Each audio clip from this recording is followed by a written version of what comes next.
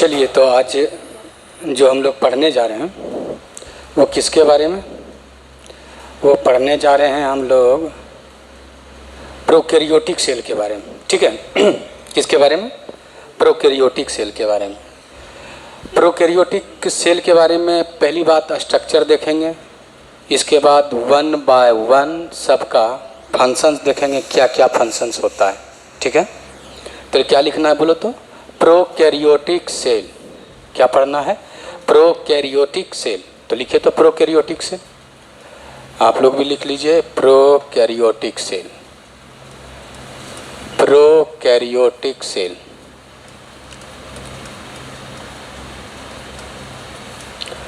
Prokaryotic cell Hindi में भी आप यही लिख सकते हो, प्रोकैरियोटिक कोशिका।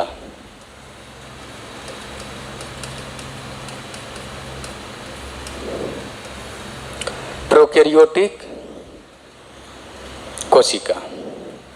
अगर हम इसके स्ट्रक्चर के बारे में बात करें सिंपल, तो हम जानते हैं कि जितने भी प्रोकैरियोटिक सेल हैं एक सेल का बना होता है। सिंपल एक सेल का होता ही है। प्रोकैरियोटिक ऑर्गेनिज्म जितने भी हैं सब एक सेल का बना होता है। अगर एक सेल की हम लोग बात अच्छी तरह से कर लें कि क्या क्या इसमें स्ट्रक्चर है, तो तुम लोग जान जाओगे क्लियर कि इसमें स्ट्रक्चर क्या क्या है, क्या क्या पाया जाता है और इसके क्या क्या फंक्शन है। तो आज पूरा का पूरा स्ट्रक्चर और फंक्शंस हम लोग पढ़ लेते हैं। ठीक है, तो जानो कि सबसे बाहर अगर कोई स्ट्रक्चर है, सबसे बाहर स्ट्रक्चर, तो पहले मिडिल वाला बना लो। मिडिल वाला जिसको हम लोग सेल वाल बोलते हैं। क्या बोलते हैं इसको? Cell wall. क्या नाम है आपका? Cell wall. क्या है? Cell wall. ये सेल वाल के बाहर जो होता है एक पतला, ऐसा कह सकते हो, किसी किसी में मोटा, किसी किसी में पतला स्ट्रक्चर होता है, जिसको हम लोग कहते हैं क्या? ग्लाइकोकैलिक्स। क्या बोलते हैं इसको? ग्लाइकोकैलिक्स। तो ये सबसे बाहर का स्ट्रक्चर है ग्लाइकोकैलिक्स। ग्लाइकोकैलिक्स, ये ग्लाइकोकैलिक्स जो होता है स्ट्रक्चर, ठीक है, ये किसी किसी सेल में पतला होता है और किसी किसी सेल में मोटा होता है।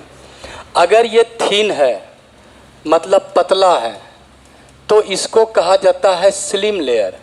क्या बोला जाता है? Slim layer. अगर इसको तुम पढ़ना चाहते हो स्लाइम लेयर तो भी पढ़ सकते हो, बट इसको क्या पढ़ेंगे? Slim layer. ठीक है, और अगर ये मोटा है, जिसको कहते हैं थिक, थिक का मतलब मोटा, तब इसको कहते हैं कैप्सूल। क्या बोलते हैं? कैप्सूल। इसका एक ही काम है, ये बैक्टीरिया के बाहर यानी प्रोकैरियोटिक सेल के बाहर होता है ये स्ट्रक्चर। ये है कि किसी सरफेस या सतह पर ये अटैचमेंट का काम करता है, या एक बैक्टीरिया से दूसरा बैक्टीरिया जब सटेगा तो अटैचमेंट का काम करेगा। अटैचमेंट का मतलब सटने का काम करेगा। और इसके बाद जो आपका मोटा स्ट्रक्चर दिखाई दिया, इसका नाम है सेल वाल। क्या नाम है? सेल वाल, जिसको हम लोग कहते हैं कोशिका भित्ति। चूँकि इसका हिंदी शुद्ध रूप से कोशिका भित्ति बोलता है, और ग्लाइकोकैलिक्स का जो हिंदी होता है वो ग्लाइकोकैलिक्स ही होता है। इसलिए कोशिका भित्ति आपका ये स्ट्रक्चर है। ठीक है, और ये कोशिका भित्ति जो है विशेष पदार्थ से बना होता है, जिसका नाम है पेप्टिडोग्लाइकन। बैक्टीरिया में सेल वाल जो बना होता है उसका नाम है पेप्टिडोग्लाइकन, और दूसरा नाम है म्यूरिन। तो ये किस चीज़ का बना होता है? अगर बात करेंगे तो कैसे बना हुआ होता है, तो आप कह सकते हो ये बना होता है पेप्टिडोग्लाइकन। ये किस चीज़ का बना होता है? पेप्टिडोग्लाइकन। और इसका एक और नाम है, या जिसका नाम है म्यूरिन। क्या नाम है? म्यूरिन। यहाँ तक तो कोई दिक्कत नहीं। हिंदी में भी वही हम कहते हैं, चूँकि ये केमिकल है, तो बायोलॉजी या हिंदी में नाम लगभग केमिकल का वही होता है, जो इंग्लिश में होता है वही हिंदी में होता है, पेप्टिडोग्लाइकन। या उसका दूसरा नाम है म्यूरिन, या क्या बोलते हैं इसको? म्यूरिन। हाँ, सेल वॉल जिसका बना होता है उस पदार्थ का नाम है पेप्टिडोग्लाइकन, और उस पदार्थ का दूसरा नाम है म्यूरिन। दूसरा नाम क्या है आपका? म्यूरिन। ठीक है, आ जाओ। अब तुमको लग रहा होगा कि इसके अंदर क्या है, तो इसके अंदर होता है पतला ऐसा झिल्ली जो दुनिया में सभी कोशिका में होते हैं, और ये अंदर की ओर मुड़ती है, अंदर की ओर मुड़ती है। एक जगह भी मुड़ सकती है, दो जगह भी मुड़ सकती है। इस स्ट्रक्चर को कहते हैं क्या? Cell membrane. क्या बोलते हैं इसको? Cell membrane. तो सेल मेम्ब्रेन बोलो, जिसको कहते हैं क्या? कोशिका झिल्ली।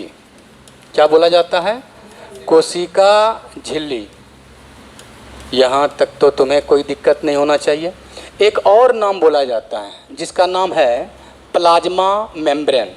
चूँकि ये अंदर के द्रव को कहते हैं प्लाज्मा, उस प्लाज्मा को घेरे रखता है, इसीलिए इसका नाम क्या पड़ा? Plasma membrane. तो दूसरा नाम है आपका क्या? Plasma membrane. दूसरा नाम है प्लाज्मा मेम्ब्रेन, जिसको प्लाज्मा मेम्ब्रेन भी बोल सकते हैं हिंदी में, अब बोलता ही है प्लाज्मा झिल्ली। यहाँ तक तो तुमको लग रहा होगा कि ये स्ट्रक्चर सब अलग अलग है, दिखने से तो लग रहा है। कौन सबसे बाहर? कौन? ग्लाइकोकैलिक्स। उसके बाद कौन? Cell wall. इसके बाद कौन? Cell membrane. ये सब जो लेयर है, सतह, तुमको दिख रहा है कि अलग अलग है, लेकिन अलग अलग होता नहीं है। सब एक यूनिट मेम्ब्रेन की तरह काम करता है, एक साथ काम करता है। लगता है तुम अगर देखोगे किसी भी माइक्रोस्कोप से तो सबका काम अलग अलग है, लेकिन सब काम करता है कवर करने का। इसीलिए इस तीनों को मिला के सेल इन्वेलप कहते हैं, कोशिका आवरण। क्या कहते हैं? कोशिका आवरण। जैसे सबसे बाहर क्या हुआ? सबसे बाहर ग्लाइकोकैलिक्स, ये जो उजला वाला यहाँ से यहाँ तक लिए। इसके बाद क्या था? Cell wall. इसके बाद है सेल मेम्ब्रेन। लग क्या रहा है सब दिखने से? क्योंकि यहाँ पे स्पष्ट बनाए हैं तो तुम लोगों को लग रहा होगा कि अलग अलग है, लेकिन होता क्या है आपका?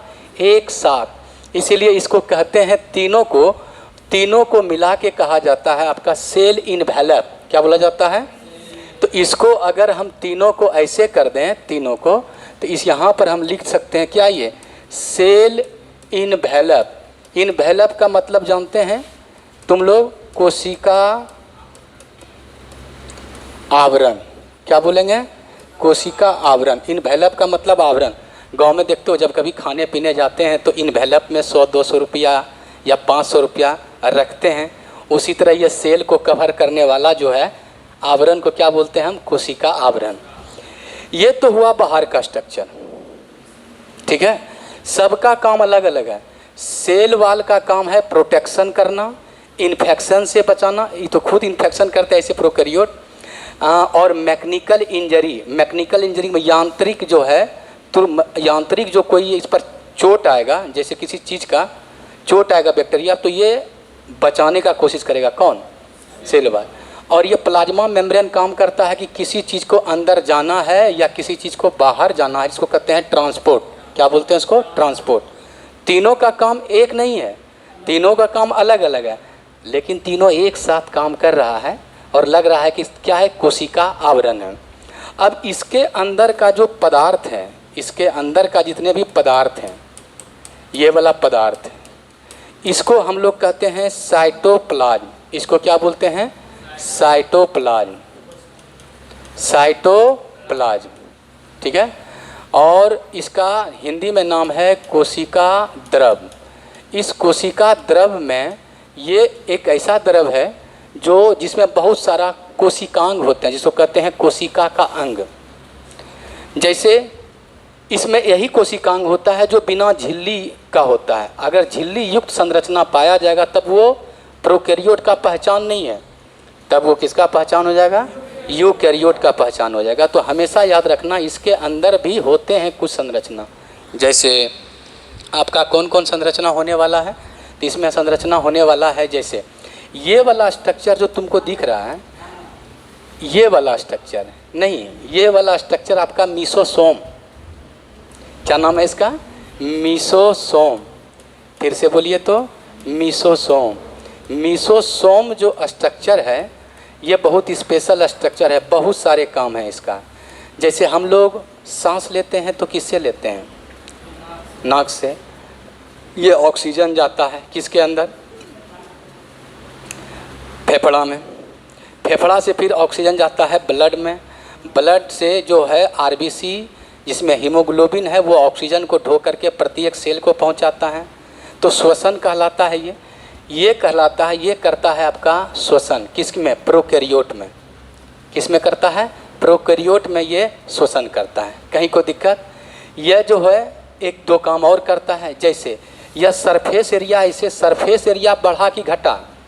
जब मान लिया जाए कोई स्ट्रक्चर ऐसा स्ट्रक्चर था और तुम इसको ऐसे ऐसे स्ट्रक्चर कर दिया तो सरफेस एरिया मतलब इसका जो सतह का क्षेत्रफल है जिसका नाम है पृष्ठ क्षेत्रफल, ये बढ़ा या घटा? तो ये सर बढ़ा। तो जैसे ये बढ़ेगा तो इस पर एंजाइम का कार्य भी क्या होगा? बढ़ेगा। मेरी बात को समझ में आया कि मैंने कुछ विशेष नहीं बोला। मैंने बोला जब किसी का सरफेस पूरा कर्व हो जाता है, आड़ा तिरछा हो जाता है, तो उस पर सतह जो है पृष्ठ सतह क्या होता है? बढ़ जाता है। अब पृष्ठ सतह जब बढ़ा तो क्या हुआ? इस पर काम क्या हुआ? बढ़ गया। किसका? एंजाइम का। तो श्वसन में काम किया, ये पृष्ठ क्षेत्रफल बढ़ाया, एंजाइम इस पर कार्य करने का दर क्या हुआ? बढ़ गया। और सबसे बड़ी बात है ये डीएनए रेप्लिकेशन में मदद करता है। तुम बोलोगे सर डीएनए रेप्लिकेशन क्या है? तो याद रखना डीएनए से डीएनए बनना ही डीएनए रेप्लिकेशन है। डीएनए अगर बात करें तो डीएनए तुम्हारा क्या है? जेनेटिक मटेरियल है। और तुम्हारा ही नहीं, दुनिया में जितने भी लगभग 99% जो ऑर्गेनिज्म है उसका जेनेटिक मटेरियल क्या होता है? डीएनए। तो जब एक सेल से दो सेल बंटवारा होगा तो सबसे पहले किसको बांटने का काम आएगा? डीएनए को। तो पहले डीएनए बनाएगा तब तो डीएनए से डीएनए बनना क्या कहलाता है? DNA replication. क्या कहलाता है? तो यहाँ पर जिसको डीएनए प्रतिकृति कहते हैं हिंदी में, तो डीएनए से डीएनए जब बनता है तो कौन मदद करता है? मीसोसोम। तो सबका फंक्शन अलग अलग है। और अगर बात करें तो इसमें एक क्रोमोसोम होता है। इसमें कितने होते हैं? सिंगल क्रोमोसोम होता है। किसमें? प्रोकैरियोट में। तो प्रोकैरियोट में सिंगल जो डीएनए होता है ये डीएनए गोलाकार डीएनए होता है। अब गोलाकार का मतलब तुम ऐसा नहीं समझना कि यही गोलाकार होता है। गोलाकार का मतलब होता है सीधा कि एक छोर से दूसरा छोर किसी न किसी तरह से जुड़ा हुआ, इसको क्या बोलते हैं हम? गोलाकार। तो यहाँ पर क्या देख रहे हैं कि गोलाकार डीएनए है और कितने? एक। तो इसको सिंगल क्रोमोसोम बोलते हैं। ये है आपका सिंगल क्रोमोसोम। ये आपका क्या है बोलो तो? Single chromosome. एक ही क्रोमोसोम है, सिंगल क्रोमोसोम। और ये सिंगल क्रोमोसोम जो कहते हैं क्या? एकल गुणसूत्र। कितने होता है? क्रोमोसोम। ये जो होता है एकल गुणसूत्र है। अगर तुम लोगों से ये कहे कि प्रोकैरियोट में कितने गुणसूत्र होते हैं तो तुमको बस एक ही चीज़ बताना है, कितने गुणसूत्र होते हैं? एक। अब कहता है इसके अंदर और भी पाए जाते हैं स्ट्रक्चर। जैसे जितना भी दुनिया में सेल है सबके अंदर प्रोटीन बनता है। तो प्रोटीन कैसे बनता है? तो प्रोटीन बनाने वाला फैक्ट्री को कहते हैं राइबोसोम। इसमें राइबोसोम भी पाए जाते हैं। राइबोसोम आपको कण की तरह दिखाई देगा। कण का मतलब छोटा छोटा कण दिखाई देगा, एकदम छोटा छोटा कण। अब वो भी किससे? माइक्रोस्कोप से देखने के बाद। ऐसे दिखाने का तो सवाल ही नहीं होता है। और ये राइबोसोम दो प्रकार का होता है, जब हम आगे पढ़ेंगे। ये एकदम ईंट के जैसा छोटा छोटा दिखाई देगा। ईंट समझ रहे हो ना? एकदम छोटा छोटा ईंट की तरह दिखाई देगा। और ये बहुत सारे राइबोसोम होते हैं कण की तरह। और ये राइबोसोम जो होते हैं, ये राइबोसोम 70S होता है। ये राइबोसोम 70S, क्योंकि प्रोकैरियोट का गुण है कि इसमें 70S। अब सवाल है कि S क्या है? तो S का मतलब होता है सवेड वर्ग। क्या नाम है? सवेड वर्ग यूनिट। सवेड वर्ग। सवेड वर्ग क्या है? सवेड वर्ग साइंटिस्ट थे। स्वेड क्या थे? साइंटिस्ट थे। उन्होंने ही राइबोसोम को बांटा था। क्या बांटा था राइबोसोम को? कि राइबोसोम जो होते हैं वो दो तरह के होते हैं। एक होते हैं 70S और दूसरा होता है 80S। और इसको भी बोला था, इसके भी यूनिट होते हैं जो हम लोग आगे पढ़ेंगे। फिर भी थोड़ा सा हम बता रहे हैं, रिकैप कर दे रहे हैं। कि अगर तुम पहले जानते हो तो इसमें होता है 50s और इसमें होता है 30s। अब तुम बोलोगे सर दोनों जोड़ने को तो जोड़ देते हैं तो 80 हो जाता है, तो 70 कैसे हुआ? तो सिंपल एक एग्जांपल बताते हैं तुमको। ये हाथ अगर 10 सेंटीमीटर है और ये हाथ भी 10 सेंटीमीटर है, तो दोनों अलग अलग 20 सेंटीमीटर होता है, लेकिन इन दोनों को अंदर डाल देंगे ना, ये 20 होगा ना ही 10 रहेगा, कितना के बीच रहेगा? 15-16। मतलब इस दोनों में ओवरलैप कर गया। नहीं समझे बात को? क्लियर है? ये ओवरलैप कर गया। क्या कर लिया? ओवरलैप। मतलब ये 10 है, ये भी हाथ आपका 10 है, और 10-10 मतलब 20। तो इस दोनों को जोड़ने के कारण ना तो ये 10 रहेगा ना तो 20 रहेगा, तो कितना रहेगा? 15-16। ऐसा ही होता है कि दोनों जब मिलता है 50 और 30, तो दोनों एक दूसरे में ओवरलैप कर लेता है, दोनों का डेंसिटी घट जाता है और कितना होता है? 70s। तो बड़ा इकाई कितना का हुआ? 50s। छोटा इकाई कितना का हुआ? 30। अगर यही यूकैरियोट की बात करेंगे तो इसमें बड़ा इकाई होता है 60s और छोटा होता है 40s, और दोनों को जुड़ने के बाद होता है कितना? 100। तो मन में कन्फ्यूजन रहता है कि ये 80 कैसे रहा? तो फिर वही बात है, जब एक दूसरे से ओवरलैप करता है तो उसका साइज क्या हो जाता है? घट जाता है। साइज के साथ साथ डेंसिटी भी घटता है। चूँकि स्वेड वर्ग जो बताया था, तो एस का मतलब होता है स्वेड वर्ग इनाइट, स्वेड वर्ग्स क्या? यूनिट। और इसका मतलब होता है कि इन्होंने सेडिमेंटेशन कोफिशिएंट को बांटा। अब तुम बोलोगे सेडिमेंटेशन क्या है, तो थोड़ा सा हम बता दें। सेडिमेंटेशन कोफिशिएंट, और सेडिमेंटेशन कोफिशिएंट का मतलब होता है कि कुछ नहीं, क्या नापना? दो चीज़ नापना। इनडायरेक्ट रूप में दो चीज़ नापना। एक तो घनत्व जिसको कहते हैं डेंसिटी, और दूसरा इसका साइज। साइज का मतलब कितना आकार है। तो समझना, ये साइज और डेंसिटी को नापने के लिए क्या यूनिट दिया हमने? एस। तो इनडायरेक्ट रूप में एस क्या है? कुछ नहीं है। एस साइंटिस्ट के नाम से पढ़ा, जैसे बल, फोर्स। फोर्स का इकाई क्या होता है? तो फोर्स का इकाई होता है न्यूटन। जैसे न्यूटन F बराबर ma बोलते हैं ना, मास इंटू एक्सेलरेशन। तो फोर्स को न्यूटन ने बहुत अच्छी तरह से समझाया था, इसलिए दोनों का मान बैठा करके क्या हुआ? 10 न्यूटन या 20 न्यूटन या जो भी निकला। उसी तरह यहाँ पे स्वेडबर्ग यूनिट तो दिया, जिसका मतलब क्या होता है? सेडिमेंटेशन कोफिशिएंट, जिसका मतलब क्या होता है? Sedimentation coefficient. और कहता है ये किसको मापता है? घनत्व और आकार को, डेंसिटी और साइज को। तो बैक्टीरिया में 70 पाया जाता है और यूकैरियोट में पाया जाता है 70 भी 80 भी। कैसे? ये तो बात की बात है। 70 पाया जाएगा माइटोकॉन्ड्रिया क्लोरोप्लास्ट में, और यूकैरियोट के साइटोप्लाज्म में कितना पाया जाएगा? 80। तो फिलहाल अगर मैं यहाँ बात करूँ तो ये कितना है? राइबोसोम कितना? 70s। यहाँ तक तो कोई दिक्कत नहीं। अब बात है कि प्रोकैरियोट चल सकता है कि नहीं चल सकता है। इसको कहते हैं मूवेबल। मूवेबल का मतलब मोटाइल, मोटाइल का मतलब चलने वाला, जो चलेगा। हम लोग चलते हैं किसके सहारे? हाथ पैर के सहारे। हम लोग किसके सहारे चलते हैं? हाथ पैर के सहारे। तो इसको चलने के लिए एक विशेष स्ट्रक्चर होता है, उसकी संख्या, उसका बनावट जो होता है अलग हो, लेकिन इसकी संख्या 1 भी हो सकती है, 2 भी हो सकती है, 4 भी हो सकती है। इसको हम लोग कहते हैं फ्लैजेला। क्या बोलते हैं? तो ये वाला स्ट्रक्चर जो है, कुछ दूसरा स्ट्रक्चर लेते हैं हम ऐसे, ये वाला यहाँ से मेम्ब्रेन से ऐसे करके स्ट्रक्चर जो दिखता है चाबुक के जैसा, इसका जानते हैं क्या नाम है?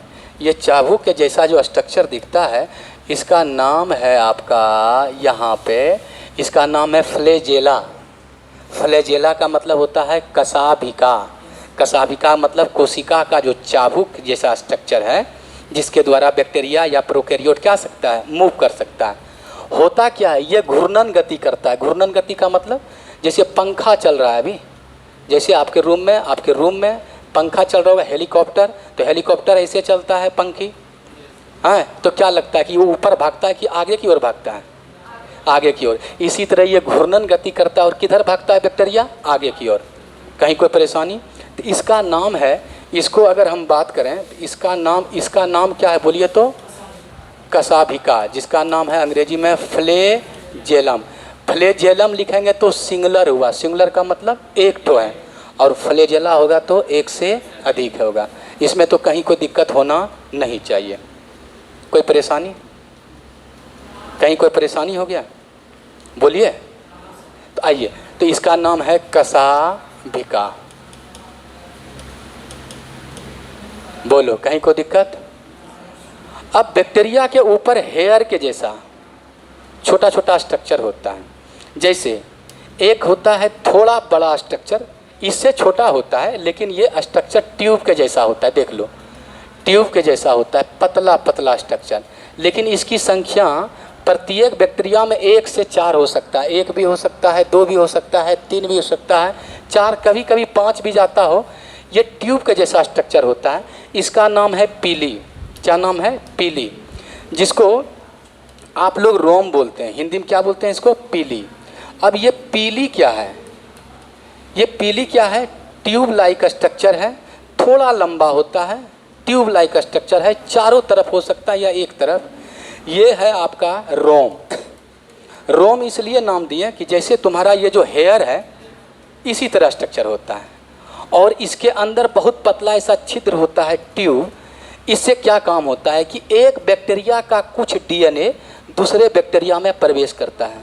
एक बैक्टीरिया का डीएनए दूसरे बैक्टीरिया में प्रवेश करता है, जो जेनेटिक वेरिएशन, आनुवांशिक विविधता में मदद करता है। क्योंकि एक का जीन अगर दूसरे में जाएगा तो दूसरे बैक्टीरिया में आनुवांशिक परिवर्तन होगा। क्योंकि डीएनए को हम लोग क्या कहते हैं पता है ना? जीन कहते हैं। डीएनए को क्या कहते हैं हम लोग? जीन कहते हैं। इसमें तो कहीं कोई परेशानी नहीं है, इसमें परेशानी होना भी नहीं चाहिए। अब देखो, इससे भी छोटा स्ट्रक्चर होता है, इससे भी छोटा स्ट्रक्चर देखो यहाँ पे, इससे छोटा, थोड़ा इससे छोटा, इसको कहते हैं ब्रिस्टल लाइक स्ट्रक्चर है। इसकी संख्या बहुत हो सकता है, ये भी मेम्ब्रेन से ही सटा हुआ होता है, इसकी संख्या बहुत होती है। लेकिन किससे है? पीला वाला से छोटा होता है। पीला वाला से क्या होता है? छोटा। तुम बोलोगे इसका क्या काम है? इसका नाम है फिमरी। इसका नाम क्या है? फिमरी। इसकी संख्या बहुत अधिक होती है, लगभग 300 से 400। इसका नाम है फिमरी। फिमरी। अब फिमरी को कहते हैं हम लोग झलरी, और इसलिए झालर की तरह चारों ओर दिखता है। जानते हो इसका क्या काम है? जब बैक्टीरिया कहीं सतह पर बैठेगा तो किसकी मदद से बैठेगा? इसी झलरी की मदद से। किसी सतह का मतलब हो सकता है जिस ऑर्गेनिज्म में, जिस जीव में बैक्टीरिया रहता है, वैसे बैक्टीरिया अब मेरे वातावरण में रह सकता है, किसी जीव पर भी रह सकता है। बहुत छोटा जीव है, 3 से 5 माइक्रोमीटर का होता है, बहुत छोटा जीव होता है, तो किसी सेल के अंदर भी प्रवेश कर सकता है, कोई बड़ी बात नहीं है। और ये जो फिमरी है, इसकी सहायता से क्या होता है? किसी होस्ट पर, होस्ट मतलब जिस पर रहता है, उस पर जाके सटता है, कोई पदार्थ पे जाके सटता है, ये आराम से सट सकता है। कहीं कोई दिक्कत तो नहीं है ना तुम लोगों को? अब आ जाइए, इसके अंदर और कुछ ही पाया जाता है। क्या कहता है? हाँ, मान लीजिए कि हम लोग खाना खाते हैं, तो ज़्यादा खाना होने के बाद हम लोग क्या करते हैं? जमा कर देते हैं कहाँ पे? स्टोमैक में। जब भोजन पच जाए तो ग्लूकोज हमारे ब्लड में जाएगा, और ग्लूकोज अगर हमारे शरीर में जाएगा तो किसके रूप में जमा होगा? ग्लाइकोजन। ग्लूकोज जुटता है तो किसके रूप में जमा होता है? ग्लाइकोजन। तो कहता है इसमें भी अगर ग्लूकोज की मात्रा ज़्यादा होगा तो इसके पास तो एक ही सेल है, जहाँ जमा करेगा अपने ही की सेल में जमा करेगा, तो कहीं पर जा करके ऐसा करके जमा हो जाता है कोई पदार्थ। तो सभी पदार्थ अलग अलग जमा होता है। जैसे देखो, एक में हुआ, एक में यहाँ पे मानिए कि यहाँ पर भी जमा है। जानते हैं ये है आपका, इसको कहते हैं आप लोग कि ये जो ग्रेन्यूल्स है जो खुला जमा होता है, इसको कहते हैं एक तरह से भोजन अपशिष्ट बोलते हैं। क्या बोलते हैं? भोजन अपशिष्ट। जैसे यहाँ पर जमा हुआ तो इसको कहेंगे ग्लाइकोजन ग्रेन्यूल्स, चूँकि ग्लाइकोजन जमा हुआ। अगर ये प्रोटीन जमा हुआ तो इसको कहेंगे साइनोफाइसियन। क्या बोलेंगे? साइनोफाइसियन। Cyanophycean granules. ग्रेन्यूल्स का मतलब होता है दाना। क्या बोलते हैं इसको? दाना। और यहाँ पर अगर मान लीजिए कि जमा है फॉस्फेट, इसको कौन ग्रेन्यूल्स कहेंगे? Phosphate granules. जो पदार्थ, जैसे कि देखो रोड पर देख रहे हो, किसी का मकान बन रहा है तो क्या हुआ? गिट्टी अगर आया तो गिट्टी रोड पर जमा कर दिया, बालू आया तो बालू जमा कर दिया, क्योंकि खुला हुआ जगह है। इसी तरह ये किसी चीज़ से घिरा हुआ नहीं रहता है। साइटोप्लाज्म में ये क्या होता है? बिखरा पड़ा होता है। बिखरा पड़ा होता है मतलब समझ रहे हैं ना? कहीं साइटोप्लाज्म में जमा रहता है एक जगह, जिस तरह रोड पर गिट्टी नहीं बिछा होता उसी तरह। क्लियर हैं? इसको कहते हैं ग्लाइकोजन ग्रेन्यूल्स। इसको क्या बोलते हैं? Protein granules. इसको मतलब इसका नाम है, बायोलॉजिकल नाम है साइनोफाइसियन, और या साइनोफाइसियन या साइनोफिशियन पढ़ते हैं, साइनोफाइसियन पढ़ो। आइए क्या है? Phosphate granules. इसी तरह और भी पदार्थ जमा हो सकता है। इसके अंदर और भी स्ट्रक्चर होते हैं डीएनए का, और भी एक्स्ट्रा, जिसमें कि छोटा छोटा डीएनए। कैसा डीएनए है? लीनियर है कि गोलाकार है? गोलाकार है कि रैखिक है? कहता है कि मुख्य गुणसूत्र को छोड़कर प्रोकैरियोट में और भी डीएनए पाए जाते हैं जो 2 धागे से बने होते हैं, और वो धागा गोलाकार होता है। इसका नाम कहते हैं प्लाज्मिड। क्या नाम है? प्लाज्मिड। इसका नाम क्या है? प्लाज्मिड। ये प्लाज्मिड तुम 12 में पढ़ोगे बहुत डिटेल में, और बहुत सारे सवाल इसमें नीट में भी पूछा जाता है, पैरामेडिकल, बीएससी नर्सिंग वगैरह में पूछा जाता है। ये प्लाज्मिड क्या है तुम्हारा? पूछेगा प्लाज्मिड किससे बना होता है, तो तुम बोलोगे डीएनए से। कितना डीएनए का धागे होता है? 2। कैसा होता है? लीनियर होता है कि गोलाकार होता है? तो निश्चित रूप से यहाँ पर क्या दिखने को मिल रहा है हम लोग को? गोलाकार। और इसकी संख्या 1 से 15 हो सकता है। 1 से 15 मतलब 1 भी हो सकता है, 5 भी हो सकता है, 15 भी हो सकता है, 7 भी हो सकता है। तो ये है प्लाज्मिड। ये ओवरऑल स्ट्रक्चर जो हुआ, ये हुआ किसका? प्रोकैरियोट का। और सबका मैंने बोला फंक्शन भी कुछ कुछ बोला। इसके बाद 1 बाय 1 आपका प्रोकैरियोटिक या प्रोकैरियोट सेल स्ट्रक्चर। इसका क्या नाम है? Prokaryote cell structure. अब प्रोकैरियोट के अंदर कौन कौन आता है? बैक्टीरिया आता है, माइकोप्लाज्मा आता है, ब्लू ग्रीन अलगी होता है, आर्की बैक्टीरिया आता है। तो ये सब का स्ट्रक्चर यही होता है। लेकिन एक चीज़ और है, जिस तरह से मीसोसोम जो है मेम्ब्रेन का, समझिए एक तरह का टुकड़ा है, उसी तरह ब्लू ग्रीन अलगी, सब में नहीं, किस में? ब्लू ग्रीन अलगी में एक विशेष स्ट्रक्चर पाया जाता है, जिसमें कि तुमको मैं लाल से यहाँ पे दिखा रहा हूँ। ये समझिए किसी में ये झिल्ली से बना हुआ स्ट्रक्चर है। किससे बना हुआ है? जिसका नाम है क्रोमेटोफोर। इसका मैं किधर लिखूं? पूरा बोर्ड भर गया है, दूसरे बोर्ड यहीं पर लिख देते हैं, कोई दिक्कत? इसका नाम है क्रोमेटोफोर। क्रोमेटोफोर ये वर्णक एक तरह से कह सकते हो। इस पर वर्णक पाए जाते हैं। वर्णक मतलब समझते हो? प्रकाश संश्लेषण का नाम सुना होगा, क्लोरोफिल का नाम सुना होगा। ये क्लोरोफिल पाया जाता है हम लोग को हरे पौधों में। तो क्लोरोफिल के चलते ही हम लोग का प्रकाश संश्लेषण होता है, क्योंकि उसके पास क्षमता होता है लाइट को खींचने का। मगर कुछ बैक्टीरिया के पास भी क्षमता होता है प्रकाश संश्लेषण करने का। तो उसके पास क्या होगा? इस पर वर्णक पाए जाएंगे, जिसको पिगमेंट कहते हैं। और ये फोटोसिंथेसिस जो करेगा प्रोकैरियोट, उसी में यह स्ट्रक्चर पाया जाएगा, नहीं तो नहीं। जैसे बैक्टीरिया, सब बैक्टीरिया में नहीं पाया जाएगा, माइकोप्लाज्मा में नहीं पाया जाएगा, लेकिन ये पाया जाएगा किसमें? ब्लू ग्रीन अलगी, नीला हरा शैवाल में। इसका स्ट्रक्चर का नाम है क्रोमेटोफोर। ये वाला स्ट्रक्चर जो है आपका, ये वाला सॉरी, ये तो प्लाज्मिड था। ये वाला स्ट्रक्चर आपका क्या है बोलिए तो? ये वाला स्ट्रक्चर क्या है आपका? ये है क्रोमेटोफोर। ओवरऑल स्ट्रक्चर किसका है? ये एक प्रोकैरियोटिक स्ट्रक्चर है। ओवरऑल स्ट्रक्चर किसका है? प्रोकैरियोटिक का। एक बार इसको बना लीजिए और एक बार इसको समझ लीजिए। 1 बाय 1 स्ट्रक्चर इसको हम बोलने का कोशिश किए, समझाने का कोशिश किए, और हो सकता है कि इसको डिटेल में 1 बाय 1 जाएंगे। ठीक है? इसको बनाने का कोशिश कीजिए और बनाइए और समझिए, फिर दिक्कत हो तो हमको पूछिए। ओके? तो तुम लोग इसको पहले बनाओ, इसके बाद देखते हैं ये स्ट्रक्चर। हो सकता है कि 1-2 स्ट्रक्चर और भी छूटा हो, क्योंकि बहुत ज़्यादा गंदा भी हो सकता है, लेकिन बेसिकली यही एक स्ट्रक्चर है। लगभग यह स्ट्रक्चर क्या है? किस में पाया जाता है? प्रोकैरियोट में पाया जाता है। और प्रोकैरियोट के अंदर नहीं पाया जाता है बहुत कुछ। जैसे यूकैरियोट में क्या पाया जाता है आपको? यूकैरियोट में बहुत सारा चीज़ पाया जाता है। केंद्रक भी पाया जाता है यूकैरियोट में, माइटोकॉन्ड्रिया भी पाया जाता है, क्लोरोप्लास्ट भी पाया जाता है प्लांट में, बहुत सारा गोल्जी बॉडी, लाइसोसोम, पैरोक्सीसोम, हाँ, इसके बाद बहुत सारा सेंट्रियोल, इसके बाद बहुत सारे स्ट्रक्चर पाए जाते हैं। लेकिन इसमें ऐसा नहीं। वैक्यूल, रसधानी किस में पाया जाता है? सब यूकैरियोट में।